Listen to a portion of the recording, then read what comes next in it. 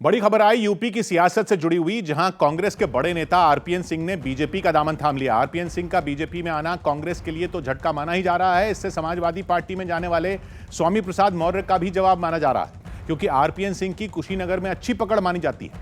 खबर है कि वो स्वामी प्रसाद के खिलाफ चुनाव लड़ सकते हैं, और अगर ऐसा नहीं हुआ तो उनका कोई करीबी वहां से स्वामी प्रसाद को चुनौती दे सकता है। एहतशाम हमारे साथ जुड़ रहे हैं। एहतशाम, तो ये पडरौना की लड़ाई तय हो गई मतलब?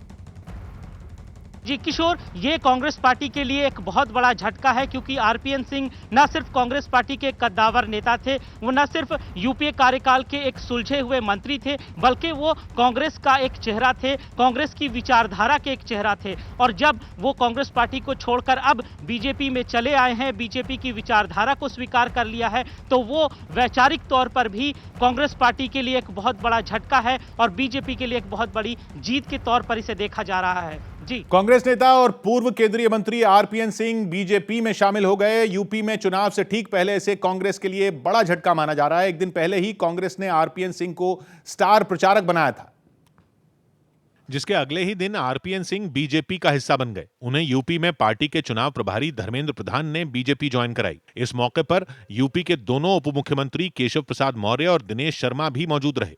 आरपीएन सिंह का जैसे ही बीजेपी में स्वागत हुआ, उन्होंने घड़ी की ओर देखा। माना जा रहा है कि उन्होंने ऐसा शुभ मुहूर्त देखने के लिए किया।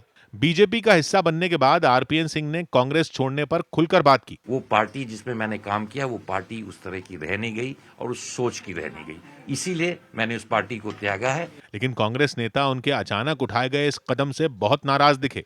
I don't think this is meant for the coward, and like Priyanka ji has said, you need to be on your toes. RPN Singh करीब 32 साल तक कांग्रेस में रहे। माना जा रहा है कि उनके आने से बीजेपी स्वामी प्रसाद मौर्य को करारा जवाब दे पाएगी, क्योंकि खबर है कि वहीं से विधानसभा चुनाव वो लड़ सकते हैं जहां से स्वामी प्रसाद मौर्य लड़ते हैं।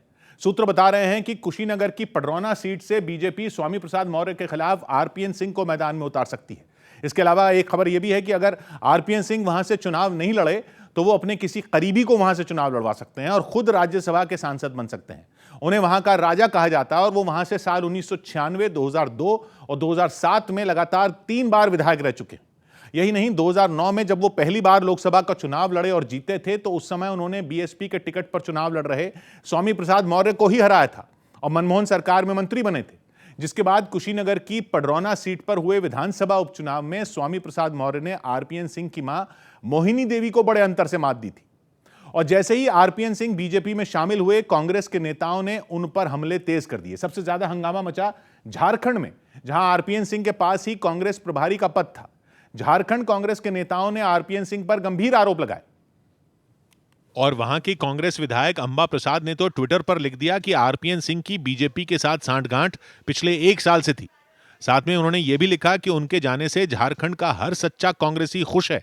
झारखंड में जेएमएम और कांग्रेस की साझा सरकार है, लेकिन पिछले कुछ महीनों में दोनों पार्टियों में फासले बढ़े हैं और अब कांग्रेस के नेता इसके लिए आरपीएन को ही दोषी बता रहे हैं।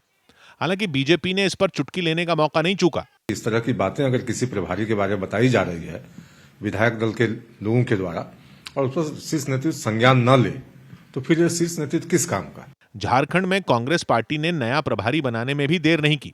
सोशल मीडिया पर अविनाश पांडे को प्रभारी बनाने से जुड़ी चिट्ठी भी डाल दी गई।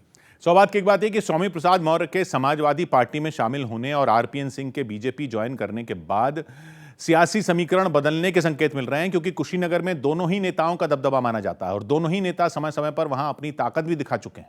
फर्क बस इतना है कि अब स्वामी प्रसाद मौर्य और आरपीएन सिंह दोनों की पार्टियां बदल चुकी हैं।